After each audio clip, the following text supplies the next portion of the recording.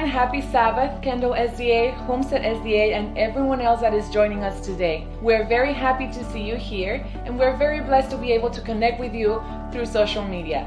First, online giving. KendallSDA.church and HomesteadFL.AdventistChurch.org are the two websites where you can go and give your offerings and your tithes. Secondly, remember to share the sermon with a friend. Right now is a good time to text a friend or share the link to someone so they can come and watch the service with us. We're very happy to have you here. Hope you enjoy your sermon. See you soon.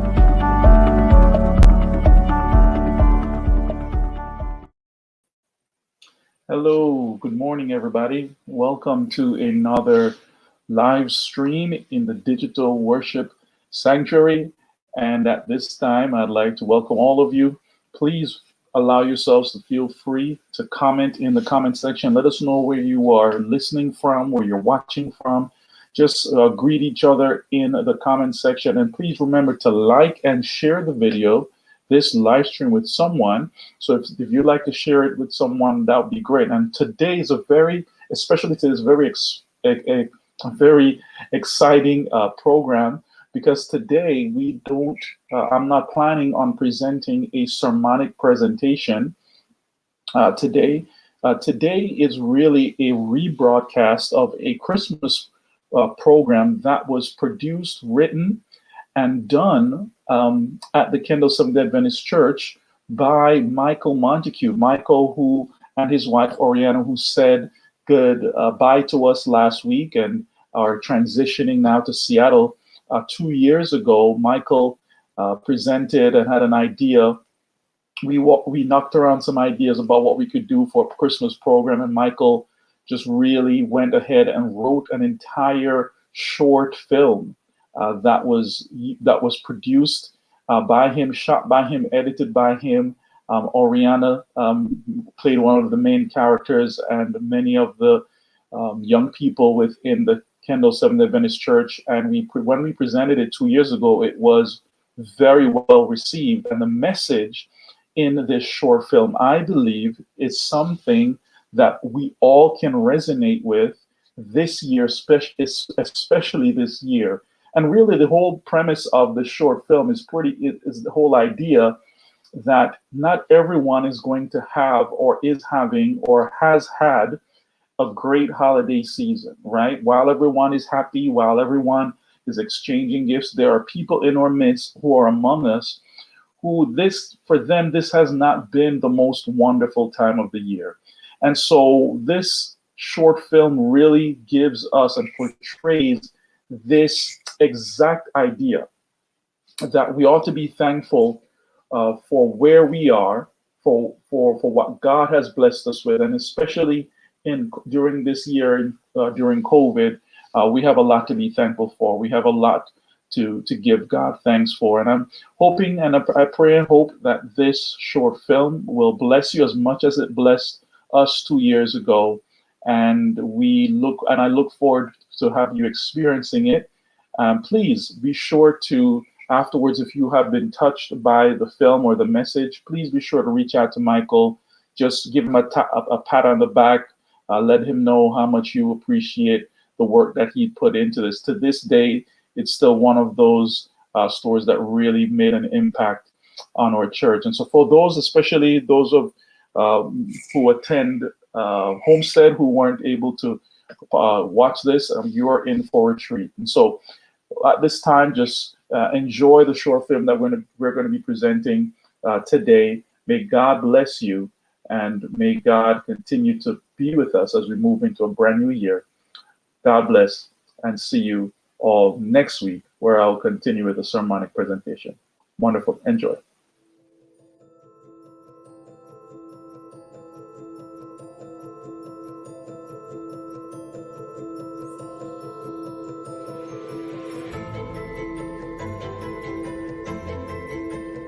Have you wondered who God is, or even if He's really real? A lot of us grew up in a religious household, so we've been taught that God is real, and that there's a place called heaven, and we must be good to go there to live with God. And this may describe your childhood too. But it is hard to wonder, with all the things we endure and suffer, if God is real and if He is what He is really like. Scientists have come up with alternate theories of how we came to be and explain the phenomena of this universe. Philosophers and great thinkers gave rational and compelling reasons for life, the human experience, our nature, and our purpose. We have become self-sufficient, self-reliant, selfless, yet selfish, and have slowly moved God out of the picture. With our shifting beliefs, it is not hard to see why Christmas doesn't resonate with all of us.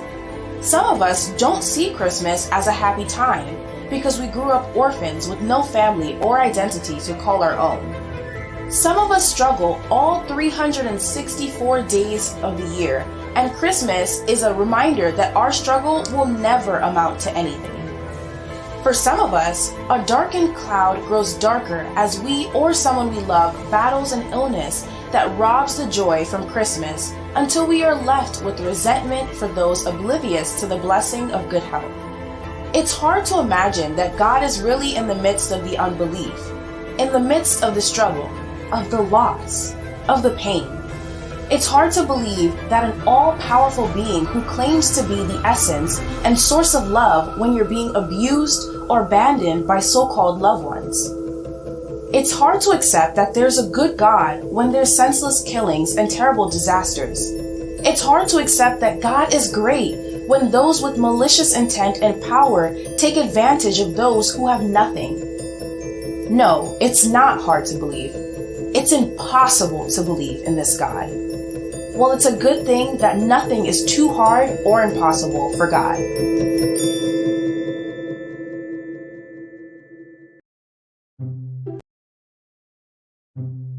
The story of Christmas, Jesus and the Shepherds. This is Jesus. Booyah! Jesus is the Son of God who would grow up to do amazing things. His parents on earth were Mary and Joseph. Heyo. Jesus was born in a barn because there was no room for him anywhere else in Bethlehem.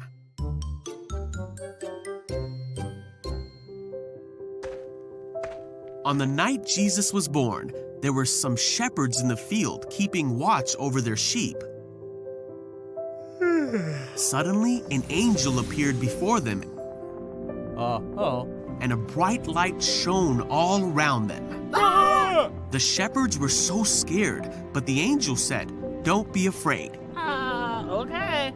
I bring you good news that will bring great joy to all people. The Savior, yes, the Messiah, the Lord, has been born today in Bethlehem, the city of David." Whoa, what? The angel told the shepherds that they would find Jesus in a barn, wrapped in strips of cloth, laying in a manger. Okay. Then the angel was joined by many, many other angels, and all of them sang, "Glory to God in highest heaven, and peace on earth to those with whom God is pleased." Then the angels returned to heaven, What just happened? and the shepherds said to each other, "Let's go to Bethlehem." Yeah. So they hurried to the village You say that. and found the baby Jesus laying in the manger. Wow. After seeing Jesus, the shepherds told everyone what had happened and what the angel had told them about the baby Jesus. Everyone who heard the shepherd's story were amazed. Mary made sure she remembered all these things and thought about them often. Then the shepherds went back to their sheep and praised God for all they had seen. The baby was exactly who the angel had told them he was, the Savior of the world, the Son of God.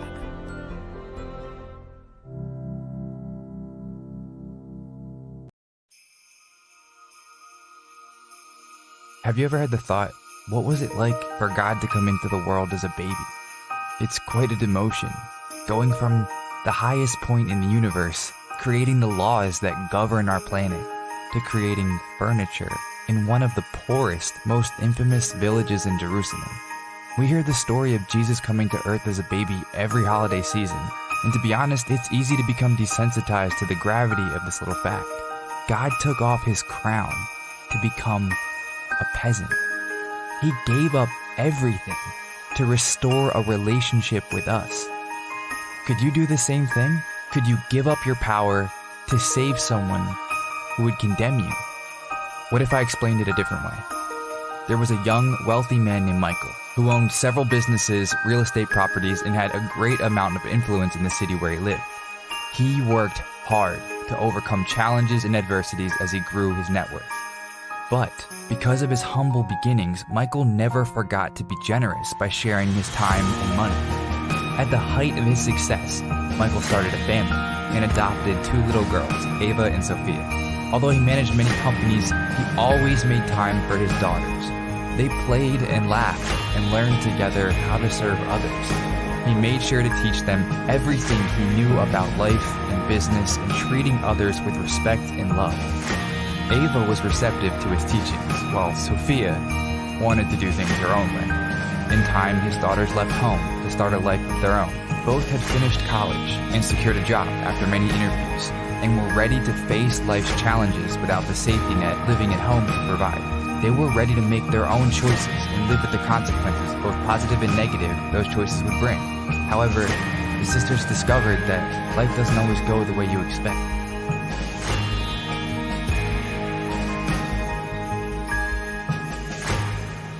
This is such a sad day for me, but I'm so proud of the both of you. Just remember that there's always room here for you. Pass or fail, you can always come back home. Call me at any time, remember you're old, man. Okay, Dad, we gotta go. We gotta go. We're gonna miss you, Dad. Absolutely. And yes. remember, we're just a plane flight away. Well, I'm 2 plane rides away, so take your time in coming to visit. We're gonna miss our flight. I love you guys. Love you too, Dad. Yes. Okay. All right. We're really gonna be there. We gotta go. We got to. All right, Dad. Goodbye. Will you remember me? Absolutely. Call me. Absolutely. Please. Okay. Please. Bye. Oh. Bye. I gotta pray for this one.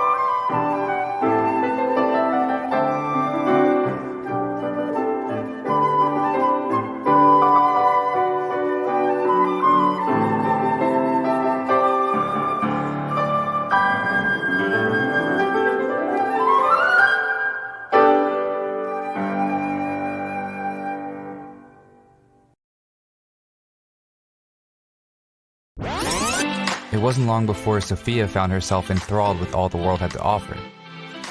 She talked to her dad every once in a while, but after a few months she stopped communicating with him entirely.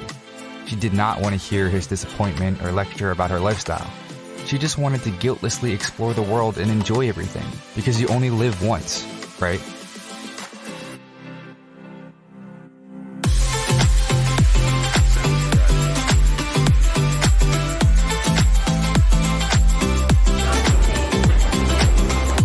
Meanwhile, Ava got married and started a family of her own. Ava loved her dad and stayed in close contact with him. She also talked to her sister.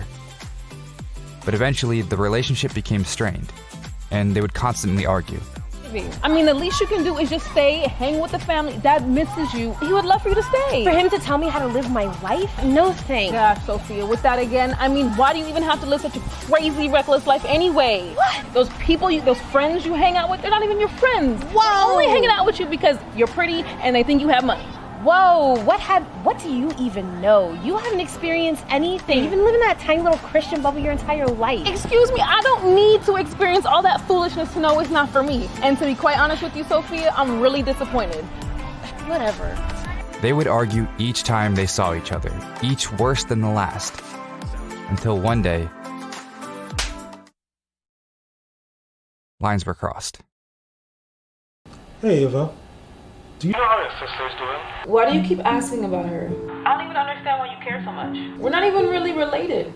And I'd rather not be associated with someone who lives such a reckless and uninhibited lifestyle. I'm looking out for my well-being. And the well-being of my daughter. I'm looking out for my family.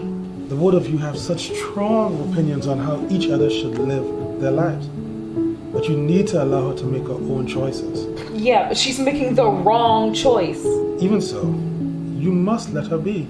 I may not condone everything that she does, and truthfully at times it breaks my heart. But I still love her, despite her choices. And you must do the same. How can you say that you love her knowing that she's only gonna get into problems? Ava, life does not work that way. Listen, try to understand this. Good and bad things happen to both good and bad people. So we really do not know where life is going to take her. Ava, your sister is not in the space to talk to me. But you have the ability to be in her life. You can show her our family's love. Dad, you always taught us to watch the company we keep. You told us bad company corrupts good character. I do not know who my sister is anymore. And I'm not about to befriend that stranger of a sister and let her back in my life bringing whatever demons and vices she picked up off the streets and then ruin the character of my family. But Ava... You know what, Dad? I gotta go. I gotta Ava... go. Bye.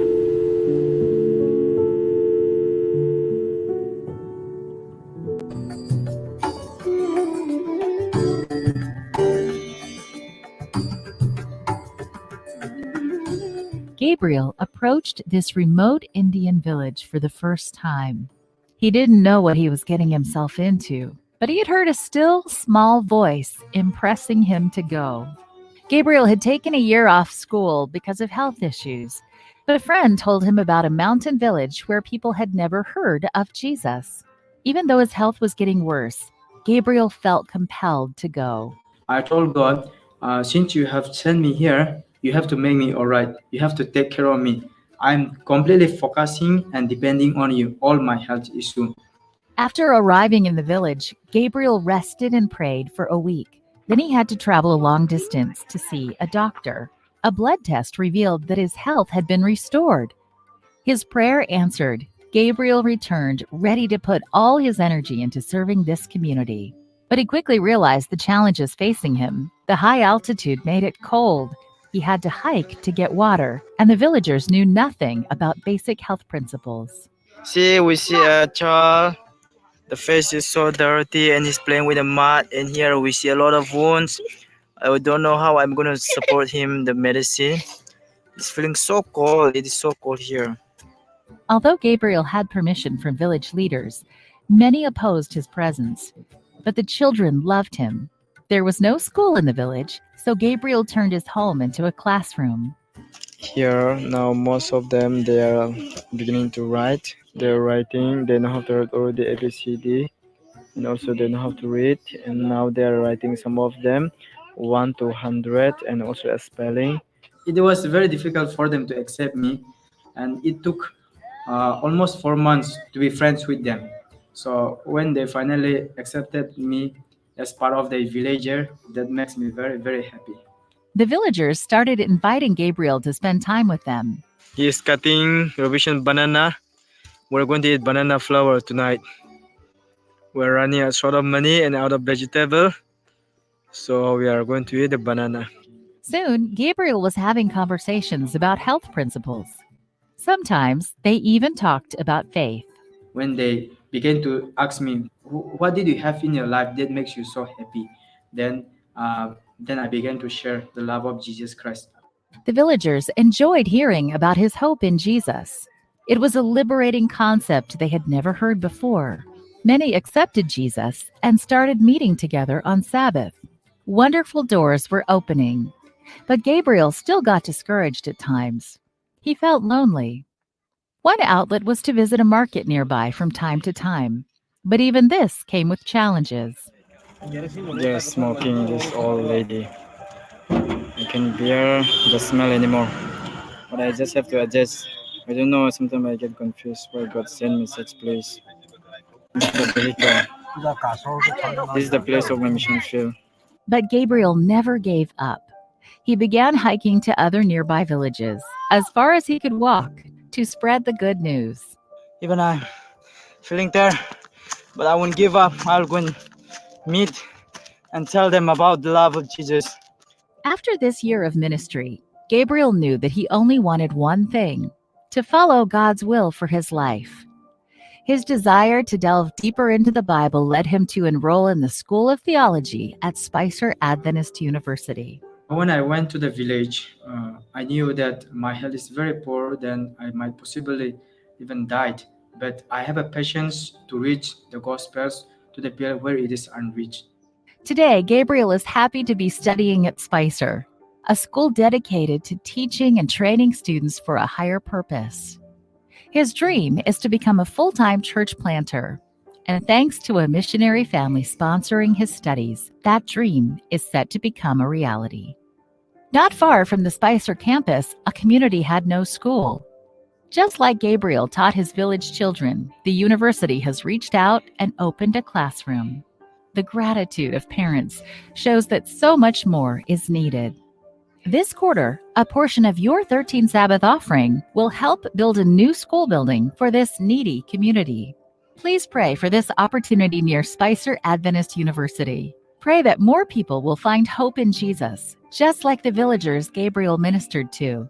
Thank you for supporting the 13 Sabbath offering and the mission of the Seventh-day Adventist Church around the world. After a few years, Ava's daughter became sick.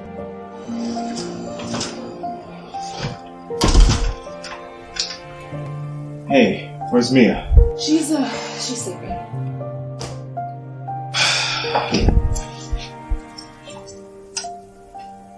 There's a new procedure the doctor wants to try, but it's experimental and it costs a lot.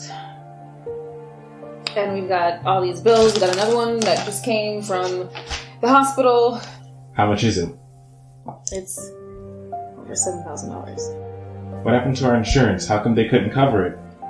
Apparently, they don't cover experimental procedures. So I doubt they'll cover this new procedure then. I can just ask my dad to... No. I don't want him to think that I can't take care of my own family. I mean, I don't think he would think little of you or anything. We don't need your dad's help. You don't need to ask him. We can cover it. I already picked up a second shift with my job, so my new shift starts tonight, and I think we'll be able to manage. We'll be able to manage. But things only went from bad to worse. Despite the second job, they were still burdened with debt. Then, early one morning,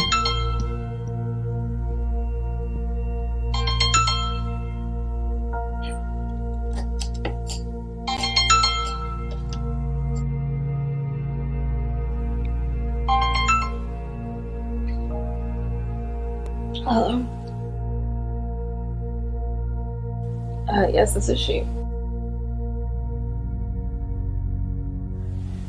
Excuse me?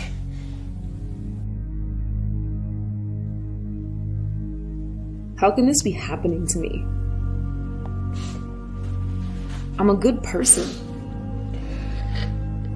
My family and I live right. Regularly participate in church and do the right thing. Slowly, the thought crept into her mind. Why me instead of my sister? How is this part of God's plan? This is happening for a reason, right? Right? Right? Ava buried her husband, but life was burying her, and in the dirt of her misery grew anger and resentment. Her sister was living the life of intrigue, a life of reckless abandon, a life of experimentation, a life of allure. It was unfair that Sophia could live such a wild life with no consequence, while from Ava everything was being taken. As the holiday season approached, the loneliness deepened. Everyone around her was living a happy and careless life, oblivious to her struggle. Everyone had someone to come home to, while Ava came home to her empty house. I don't think I can do this anymore.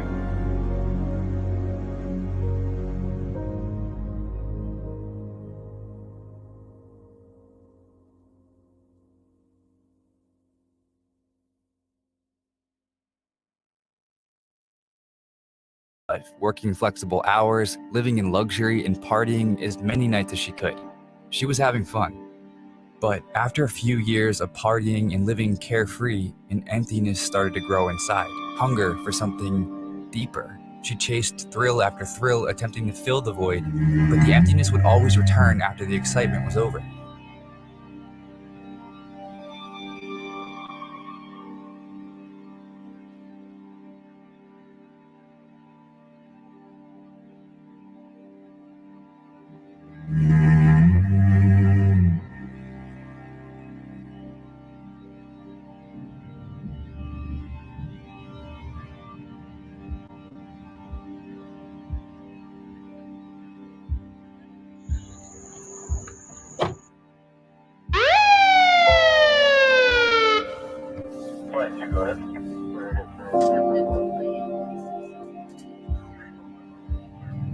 I shouldn't even be here. I wasn't even the one driving. Didn't even help that they found drugs in the car. I wonder if Amy is gonna be okay. I hope I'm okay. Maybe I should call Dad. Oh God, what am I talking about? He would be so angry and disappointed. He's probably really happy to be rid of me. Who am I kidding? I pushed him away. What about Ava? Maybe I could call her? But I've said some really terrible things to her. Besides, why would she help me? She'd probably tell me I had all of this coming. God, I can't stand her. No, I got into this, and I can get out. I am not interested in their disappointment or their judgment, and least of all, their help.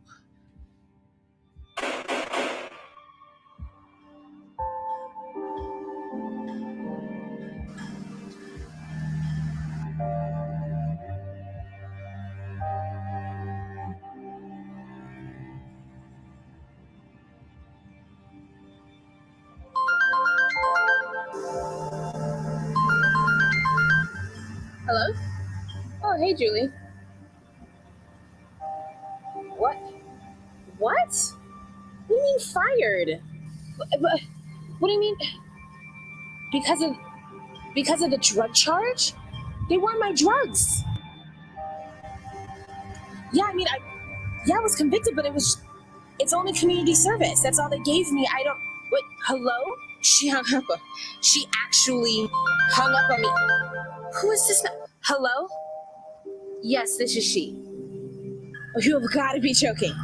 Evicted. Evicted for what? What do you mean you put my stuff outside the Why? Seriously? I mean, yo, they weren't my drugs. Sophia reached out to her friends for help, but quickly realized how friendly they really were. She had no one. So she sold her fancy work clothes, traded in her fancy phone for a prepaid, and used the remaining money to stay at a cheap motel until she could figure out what to do. For weeks, she looked for jobs. It was hard enough to get a job without a record, but it was near impossible with a record, even a small one. Hungry, alone, on Christmas Eve, the youngest daughter broke into tears.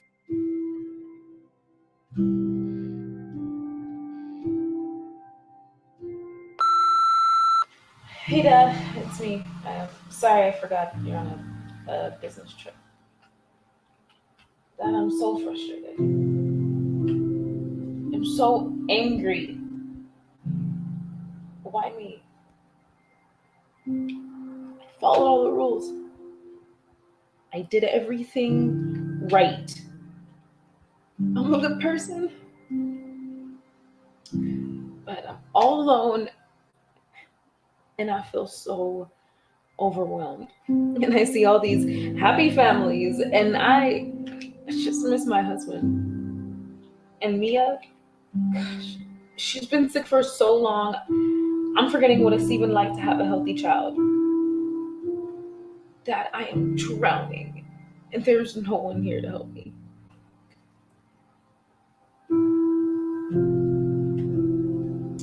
I don't know if I can keep this up anymore.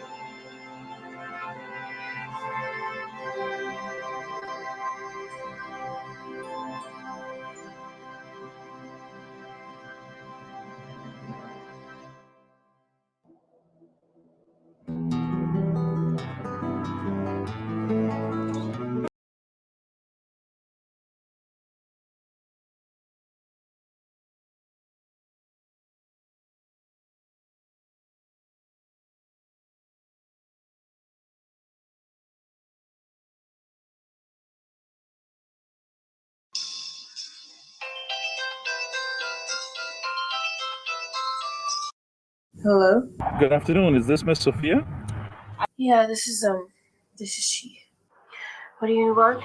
I'm calling from Freedom Apartments in regards to your application. Yeah, I mean, someone already called me and told me that my application was rejected. Well, that's exactly why I'm calling. Your application was reviewed by upper management.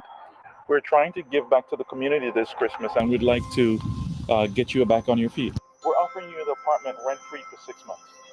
Now, while in the program, you'll need to commit to finding a job. Yeah, of course. Thank you so much. I cannot believe that this is happening. You're very welcome. Now, before I go, there is a local business with a job opening. The position won't be open long, so if I were you, I'd apply before Christmas. Yeah, no, of course. I'll go ahead. I'll leave right now. Thank you. Thank you so much. Sophia made it just in time to apply for the job. However, to Sophia's surprise, they were expecting her.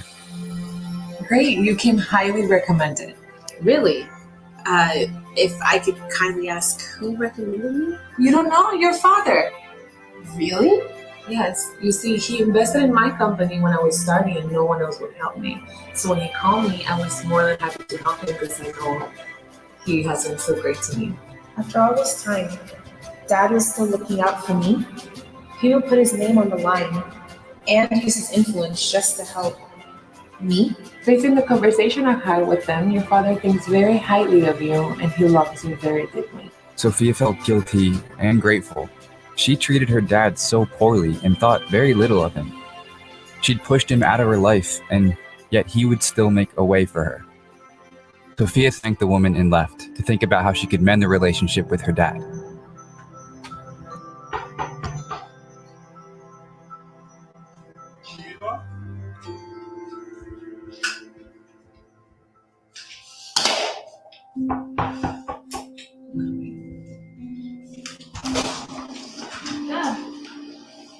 Hey, Ava. Hey, Sorry I missed your call. it's okay. I didn't know you were here. Yeah, I just got and I was on a flight when you called. And I was dealing with some of my managers, trying to set up some community services activities. I've listened to your voicemail, and I realized that you've borne a lot of burden lately, Ava. Michael told Ava how concerned he was when she stopped calling. He explained how he wanted to help her and Mia and how desperate he was to repair the broken bonds within his family.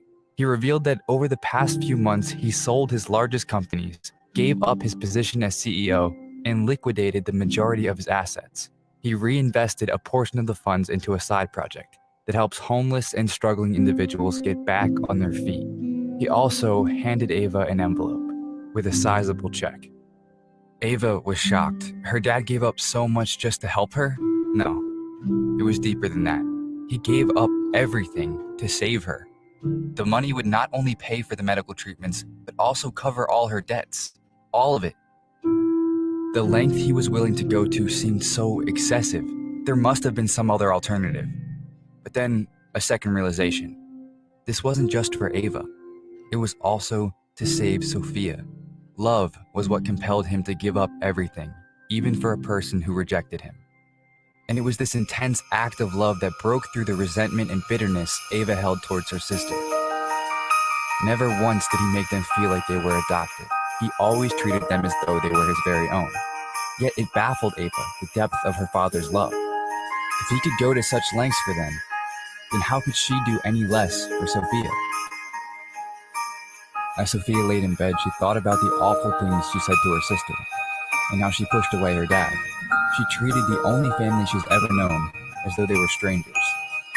Sophia tried to think of some way she could make it up to them when there was a knock.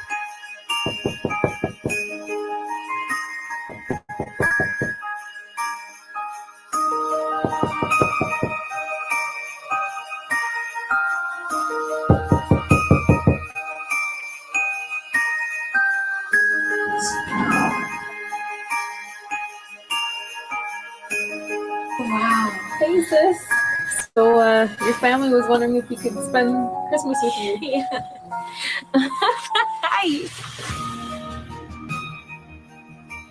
God decided in advance to adopt us into his own family by bringing us to himself through Jesus Christ. This is what he wanted to do, and it gave him great pleasure for us to be part of his family. And though sin stood in the way of our relationship, Jesus took off his crown in godliness to restore his bond with us. Jesus became human even though we would reject him and ignore him, even though we would want nothing to do with him and deny his existence, even though we would kill him. He still did it for you. Jesus is the embodiment of Christmas. It's no surprise that altruism, family, relationship, and love swell this time of year. So in the same spirit this holiday season, reach out to someone you know who is alone, depressed, or suffering. Reach out to a friend, an enemy, or coworker. If you have none of those, reach out to your nearest neighbor and just show them love. Because if God would go to these lengths for us, how can we do any less?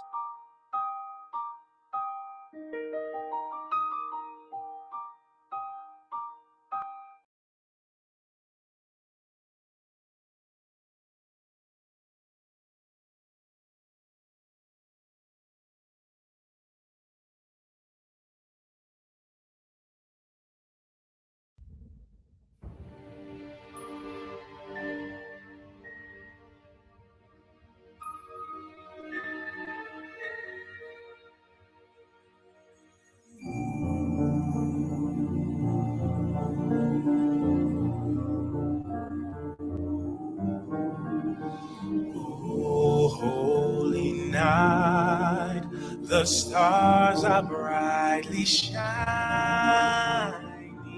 It is the night of our dear Savior's birth. Long lay the world in sin and error pining, till he appeared and the soul found his way. A thrill of hope, the weary world rejoices, for yonder breaks a new and glorious morn. On your knees, oh, hear your voices, oh, night divine,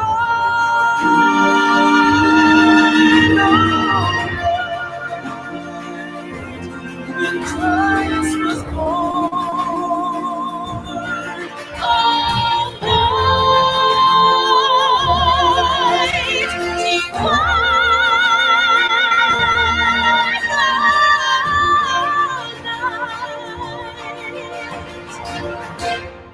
oh, night divine.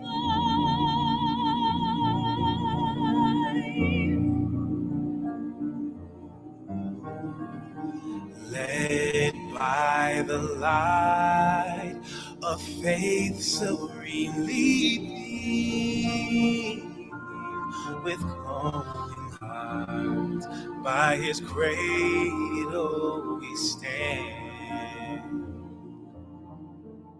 So let my light of a star sweetly gleaming, here come the wise men from Orient land. A thrill of the weary world rejoices, for yonder breaks a new and glorious morn. Oh,